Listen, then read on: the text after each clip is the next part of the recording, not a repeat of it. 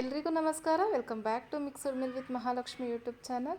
ಸಿಂಪಲಾಗಿ ಮಸಾಲೆ ರುಬ್ಬಿ ಕಡಲೆಕಾಳು ಉಸ್ಲಿನ ಹೇಗೆ ಮಾಡೋದು ಅಂತ ತೋರಿಸ್ತಾ ಇದ್ದೀನಿ. ರೆಸಿಪಿ ಮಾತ್ರ ಅದ್ಭುತವಾಗಿ ಬಂದಿತ್ತು. ನಾನು 1 ಕಪ್ ಆಗೋಷ್ಟು ಕಾಬೂಲ್ ಕಡಲೆಕಾಳನ್ನ ಓವರ್ ನೈಟ್ ನೆನೆಸಿಟ್ಟಿದ್ದೆ. ಬೆಳಗ್ಗೆ ಅಷ್ಟೊತ್ತಲ್ಲಿ ಈ ಥರ ಎಲ್ಲ ಚೆನ್ನಾಗಿ ನೆಂದಿರುತ್ತೆ. ಅದನ್ನು ನೀಟಾಗಿ 2-3 ಸಲ ವಾಶ್ ಮಾಡಿ ಕುಕ್ಕರ್ಗೆ ಹಾಕಿ ಕಾಳು ಬೇಯೋಷ್ಟು ನೀರು ಹಾಕಿ ರುಚಿಗೆ ತಕ್ಕಷ್ಟು ಉಪ್ಪು ಹಾಕಿ ಲಿಡ್ನ ಕ್ಲೋಸ್ ಮಾಡಿ ಒಂದು 3ರಿಂದ 4 ವಿಜಿಲ್ ಬರೆಸ್ಕೊಬೇಕು. 4 ವಿಜಿಲ್ ಬರೋಷ್ಟರಲ್ಲಿ ಒಂದು ಚಿಕ್ಕದಾಗಿ ಮಸಾಲೆ ಆಡಿಸ್ಕೊಳ್ಳೋಣ. ಒಂದು ಪುಟ್ಟು ಮಿಕ್ಸಿ ಜಾರ್ಗೆ ಒಂದು ಅರ್ಧ ಕಪ್ ಆಗೋಷ್ಟು ಫ್ರೆಶ್ ತೆಂಗಿನಕಾಯಿ ಹಾಕ್ಕೊತಾ ಇದ್ದೀನಿ. ಒಂದು 4 ಹಸಿಮೆಣ್ಸಿನ್ಕಾಯಿ ಖಾರ ನೋಡಿ ಹಾಕ್ಕೊಳ್ಳಿ. ಸ್ವಲ್ಪ ಕರಿಬೇವಿನ ಸೊಪ್ಪು, ಒಂದು ಅರ್ಧ ಇಂಚಷ್ಟು ಶುಂಠಿ, ಸ್ವಲ್ಪ ಕೊತ್ತಂಬರಿ ಸೊಪ್ಪು ಹಾಕ್ಕೊಂಡು ರುಬ್ಕೊಬೇಕು. ತರಿಯಾಗೆ ರುಬ್ಕೊಳ್ಳಿ, ನೀರು ಹಾಕೋ ಅವಶ್ಯಕತೆ ಇರಲ್ಲ. ನೋಡ್ತಾ ಇದ್ದೀರಲ್ಲ, ಇಷ್ಟು ಆದರೆ ಸಾಕಾಗತ್ತೆ. ಇವಾಗ ಇಷ್ಟಾಗೋಷ್ಟರಲ್ಲಿ ಕಾಳು ನೀಟಾಗಿ ಬೆಂದು ಅದರಲ್ಲಿರೋ ಹೇರೆಲ್ಲ ಹೋಗಿ ತಣ್ಣಗಾಗಿದೆ. ತೋರಿಸ್ತಾ ಇದ್ದೀನಿ ಎಷ್ಟು ಸಾಫ್ಟಾಗಿ ಬೆಂದಿದೆ ಅಂತ. ಇಷ್ಟಾದರೆ ಸಾಕಾಗುತ್ತೆ. ನಿಮ್ಗೆ ಇನ್ನೂ ಸಾಫ್ಟಾಗಿ ಬೇಕು ಅಂದರೆ ಇನ್ನೊಂದು ವಿಜಿಲ್ ಹಾಕ್ಕೊಬೋದು. ಇವಾಗ ಒಗ್ಗರಣೆ ಮಾಡ್ಕೊಳ್ಳೋಣವಾ.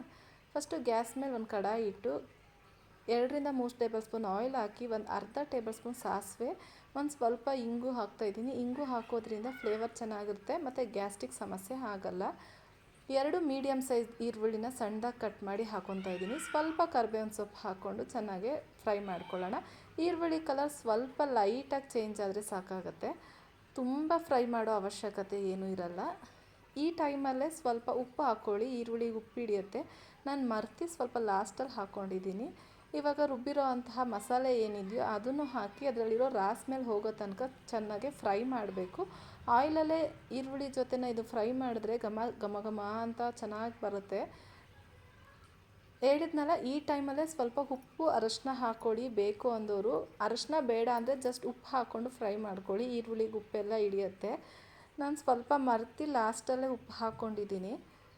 ಇದು ಫ್ರೈ ಆಗಿದೆ, ರಾಸ್ ಮೇಲೆಲ್ಲ ಹೋಗಿದೆ. ಇವಾಗ ಬೇಯಿಸಿರೋ ಅಂತಹ ಕಾಬೂಲ್ ಕಡಲೆಕಾಳನ್ನ ಹಾಕಿ ಚೆನ್ನಾಗಿ ಮಿಕ್ಸ್ ಮಾಡಬೇಕು.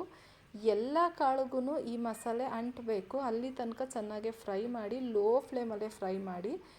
ದೇವ್ರ ನೈವೇದ್ಯಕ್ಕೆ ನಾನು ಇಡ್ತೀನಿ ಅಂತಂದರೆ ಇಲ್ಲಿ ಈರುಳ್ಳಿನ ಸ್ಕಿಪ್ ಮಾಡಿ ಸೇಮ್ ಪ್ರೊಸೀಜರ್ ಮಾಡಿದ್ರೆ ಇದು ಟೇಸ್ಟಾಗೇ ಇರುತ್ತೆ. ಈರುಳ್ಳಿ ಹಾಕಿಲ್ಲ ಅಂತಂದ್ರೂ ಪರವಾಗಿಲ್ಲ, ಟೇಸ್ಟ್ ಅದೇ ಸೇಮ್ ಟೇಸ್ಟ್ ಇರುತ್ತೆ, ಫ್ಲೇವರ್ಫುಲ್ಲಾಗೇ ಇರುತ್ತೆ.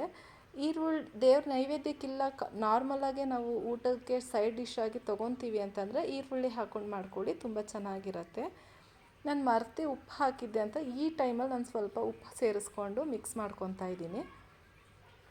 ರುಚಿ ಮಾತ್ರ ಅದ್ಭುತವಾಗಿರುತ್ತೆ, ಫಟಾಫಟ್ ಅಂತ ಆಗುತ್ತೆ. ಕಾಬೂಲ್ ಕಡಲೆಕಾಳಲ್ಲಿ ಪ್ರೋಟೀನ್ ಜಾಸ್ತಿ ಇರೋದು. ಡಯಟ್ ಮಾಡೋರಿಗೂ ಇದು ತುಂಬ ಒಳ್ಳೆ ರೆಸಿಪಿ.